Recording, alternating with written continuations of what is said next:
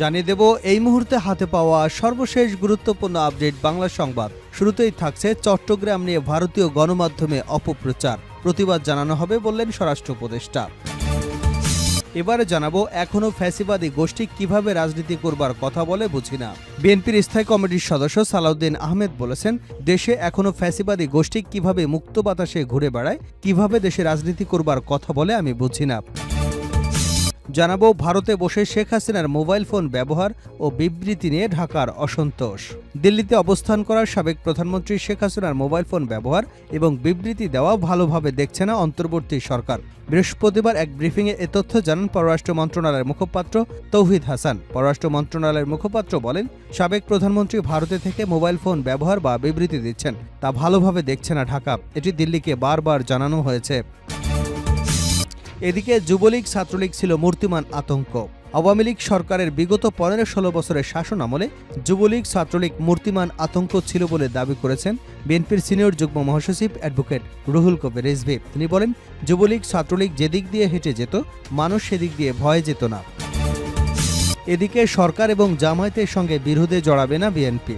অন্তর্বর্তী সরকার, জামায়াতে ইসলামী এবং গণ আন্দোলনের ছাত্র নেতৃত্ব তিনটি পক্ষের সঙ্গে এই মুহূর্তে কোনো বিরোধ বা বিবাদে না জড়ানোর কৌশল নিয়েছে বিএনপি। আগামী জাতীয় নির্বাচনকে সামনে রেখে দলটির এই কৌশল। বিএনপি নীতি নির্ধারণী নেতারা মনে করেন, সরকারের সঙ্গে সম্পর্ক যেমনই হোক, তাদের হাতে রেখে নির্বাচনী সড়কে উঠতে হবে।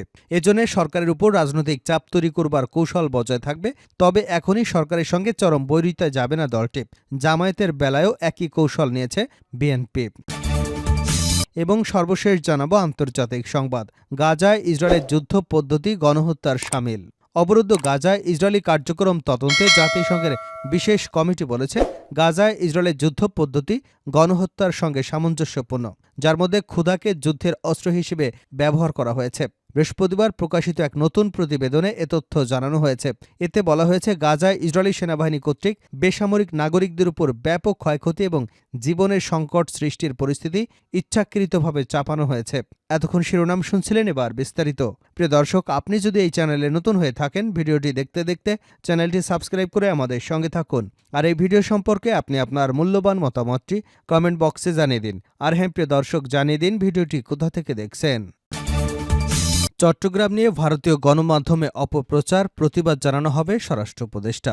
চট্টগ্রাম নিয়ে ভারতীয় সংবাদ মাধ্যমে আপত্তিকর সংবাদ প্রচারের বিষয়ে প্রতিবাদ জানানো হবে বলে জানিয়েছেন স্বরাষ্ট্র উপদেষ্টা লেফটেন্যান্ট জেনারেল অবসরপ্রাপ্ত মোহাম্মদ জাহাঙ্গীর আলম চৌধুরী। বৃহস্পতিবার দুপুরে বরিশাল পুলিশ লাইন্সে আইনশৃঙ্খলা সংক্রান্ত মত বিনিময় সভা শেষে সাংবাদিকদের প্রশ্নের জবাবে তিনি একথা বলেন।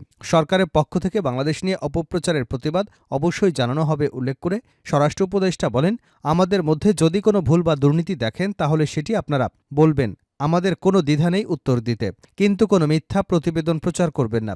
মিথ্যা সংবাদ প্রচার করলে বিষয়টি ভিন্ন খাতে চলে যায়। তিনি বলেন, ভারতীয় অনেক সাংবাদিক যে মিথ্যা সংবাদ প্রচার করে এটা সবাই জানে। সে কারণে ভারত যদি একটি সত্য সংবাদ প্রচার করে, তারপরেও সবাই ধারণা করে যে সেটি মিথ্যা হতে পারে।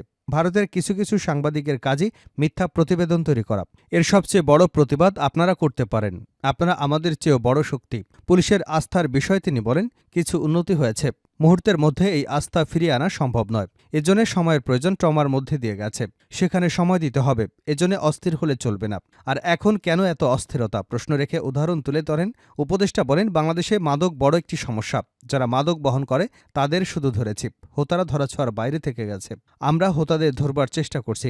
এ বিষয়ে সব বাহিনী কাজ শুরু করেছে। শেখ হাসিনার পতনের পর হওয়া মামলার বিষয়ে তিনি বলেন, মামলায় অনেক নির্দোষকে আসামি করা হয়েছে। এ বিষয়ে সবাইকে সজাগ থাকতে হবে। কেউ যদি এমন মামলা করে তাদের বিরুদ্ধে ব্যবস্থা নেওয়া হবে। এ বিষয়ে স্বরাষ্ট্র মন্ত্রণালয়কে বলা হয়েছে। এর আগে স্বরাষ্ট্র উপদেষ্টা পুলিশ লাইন্সে পৌঁছলে সেখানে গার্ড অব অনার দেওয়া হয়।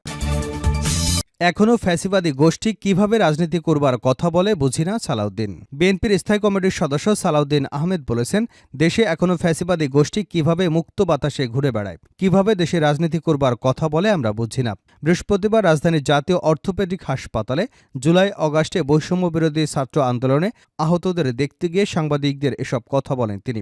এ সময় আহতদের তারেক রহমানের পক্ষ থেকে 5 লাখ টাকা সহায়তা দেওয়া হয়। হাসপাতাল পরিদর্শনে আরও উপস্থিত ছিলেন বিএনপির সিনিয়র যুগ্ম মহাসচিব রুহুল কবির রিজভী। তারা আহতদের চিকিৎসার খোঁজখবর নেন। সালাউদ্দিন বলেন, দলের ভারপ্রাপ্ত চেয়ারম্যান তারেক রহমানের নির্দেশ দিয়েছে আহতদের পাশে থাকতে। তাৎক্ষণিকভাবে গতরাতে তিনি ৫ লাখ টাকা আর্থিক সহায়তা দিয়েছেন। সেটা পৌঁছতে এখানে এসেছি। তিনি বলেন, আমরা দেশ পরিচালনার দায়িত্ব পেলে সব আহতদের পুনর্বাসন করা হবে। ভারতে বসে শেখ হাসিনার মোবাইল ফোন ব্যবহার ও বিবৃতি নিয়ে ঢাকায় অসন্তোষ। দিল্লিতে অবস্থান করা সাবেক প্রধানমন্ত্রী শেখ হাসিনার মোবাইল ফোন ব্যবহার বা বিবৃতি দেওয়া ভালোভাবে দেখছে না অন্তর্বর্তী সরকার। বৃহস্পতিবার এক ব্রিফিংয়ে এ তথ্য জানান স্বরাষ্ট্র মন্ত্রণালয়ের মুখপাত্র তৌহিদ হাসান। পররাষ্ট্র মন্ত্রণালয়ের মুখপাত্র বলেন, সাবেক প্রধানমন্ত্রী ভারত থেকে মোবাইল ফোন ব্যবহার বা বিবৃতি দিচ্ছেন, তা ভালোভাবে দেখছে না ঢাকা। এটি দিল্লিকে বারবার জানানো হয়েছে। এখন পর্যন্ত দিল্লি থেকে আনুষ্ঠানিকভাবে কিছু জানানো হয়নি। তৌফিক হাসান বলেন, শেখ হাসিনা ভারতীয় গণমাধ্যমে যেভাবে বক্তব্য বিবৃতি দিচ্ছেন তা পছন্দ করছে না অন্তর্বর্তী সরকার। ভারতকে অনুরোধ করা হয়েছে শেখ হাসিনা যেন ভারতে বসে বক্তৃতা বিবৃতি দিতে না পারে। ভারতীয় রাষ্ট্রদূত জানিয়েছেন বিষয়টি তারা দেখবেন। বিগত আওয়ামী সরকারে কতজন ভারতে অবস্থান করছেন সেই সংখ্যা এখনও পররাষ্ট্র মন্ত্রণালয় জানে না বলেও জানিয়েছেন তিনি। গত ৫ অগাস্ট ছাত্র জনতার তীব্র গণ আন্দোলনের মুখে প্রধানমন্ত্রীর পদ থেকে পদত্যাগ করে দেশ ছাড়েন শেখ হাসিনা। তিনি বর্তমানে দিল্লিতে অবস্থান করছেন। বর্তমানে ক্ষমতাচ্যুত হবার পর শেখ হাসিনার নামে দেশের বিভিন্ন স্থানে শতাধিক হত্যা মামলা করা হয়েছে। আন্তর্জাতিক অপরাধ ট্রাইব্যুনালেও তার বিরুদ্ধে অনেকগুলো হত্যা এবং গুমের অভিযোগ এসেছে। এসব অভিযোগের পরিপ্রেক্ষিতে শেখ হাসিনার নামে গ্রেপ্তারি পরোয়ানা জারি করেছে ট্রাইব্যুনাল। দেশ ছাড়ার পর শেখ হাসিনা এখনও কোনো দেশি বা বিদেশি গণমাধ্যমের সামনে আসেনি। তবে বাংলাদেশ আওয়ামী লীগের ভেরিফাইড ফেসবুক পেজ থেকে তার নামে বিবৃতি প্রকাশ করা হয়েছে। অন্যদিকে দলীয় নেতাকর্মীদের সঙ্গে তার কথিত কথোপকথনের অডিও সামাজিক যোগাযোগ মাধ্যমে ফাঁস হবার একাধিক ঘটনা ঘটেছে। আইন উপদেষ্টা আসিফ নজরুল জানিয়েছেন, শেখ হাসিনা সহ বিদেশে পলাতক গণহত্যার আসামিদের ফেরাতে শিগগিরই ইন্টারপোলের মাধ্যমে রেড নোটিশ জারি হবে। যুবলীগ ছাত্রলীগ ছিল মূর্তিমান আতঙ্ক রিজভী। আওয়ামী সরকারের বিগত ১৫-১৬ বছরের শাসন আমলে যুবলীগ ছাত্রলীগ মূর্তিমান আতঙ্ক ছিল বলে দাবি করেছেন বিএনপির সিনিয়র যুগ্ম মহাসচিব অ্যাডভোকেট রুহুল কবির রিজভী। তিনি বলেন, যুবলীগ ছাত্রলীগ যে দিক দিয়ে হেঁটে যেত, মানুষ সেদিক দিয়ে যেত না ভয়ে। বৃহস্পতিবার দুপুরে রাজধানীর গ্যান্ডারিয়া থানায় নারিন্দাতে প্রয়াত সাদেক হোসেন খোকার খেলার মাঠে বিএনপির ভারপ্রাপ্ত চেয়ারম্যান এবং আমরা বিএনপি পরিবারের প্রধান পৃষ্ঠপোষক তারেক রহমানের নির্দেশনায় বিনামূল্যে চক্ষু সেবা ক্যাম্পের উদ্বোধনের আগে সংক্ষিপ্ত আলোচনায় প্রধান অতিথির বক্তব্যে এসব কথা বলেন তিনি।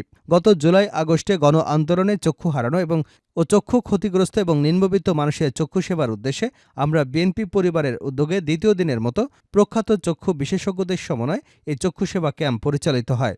রিজভী বলেন, শেখ হাসিনা তার শাসন আমলে এমন বন্য আইন, এমন শাসন ব্যবস্থা কায়েম করেছিল যে তখন একজন মানুষ আরেকজন মানুষকে দেখলে ভয় পেত, একজন বন্ধু আরেকজন বন্ধুকে দেখলে ভয় পেত। যুবলীগ ছাত্রলীগ ছিল মূর্তিমান আতঙ্ক। তারা যে দিক দিয়ে হেঁটে যেত, মানুষ সেদিক দিয়ে ভয়ে যেত না। মানুষ ফিসফিস করে কথা বলতো, নীরবে কথা বলতো। তারা ভাবত, আমাদের কথা যদি ছাত্রলীগ যুবলীগ জেনে যায় তাহলে আমাদের বাড়িঘরে আক্রমণ করবে, পুলিশ র্যাব এসে তাকে তুলে নিয়ে গিয়ে চিরদিনের জন্য নিরুদ্দেশ করে দেবে। তিনি আরও বলেন, সারা দেশকে একটা বিকলাঙ্গ দেশে পরিণত করেছিল শেখ হাসিনা।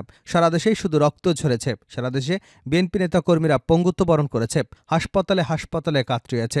অনেকে হাসপাতালে যেতেও ভয় পেত, কারণ হাসপাতালে এসেও আক্রমণ করেছে শেখ হাসিনার ক্যাডাররা। বিএনপির এই জ্যেষ্ঠ নেতা বলেন, অন্যায় এবং পাপ বেশি দিন টিকতে পারে না। এটার যে পতন হয়, ইতিহাস থেকে শেখ হাসিনা এ শিক্ষা গ্রহণ করেনি। সে কারণেই তাকে আজকে বাংলাদেশ থেকে চলে যেতে হয়েছে, পালাতে হয়েছে।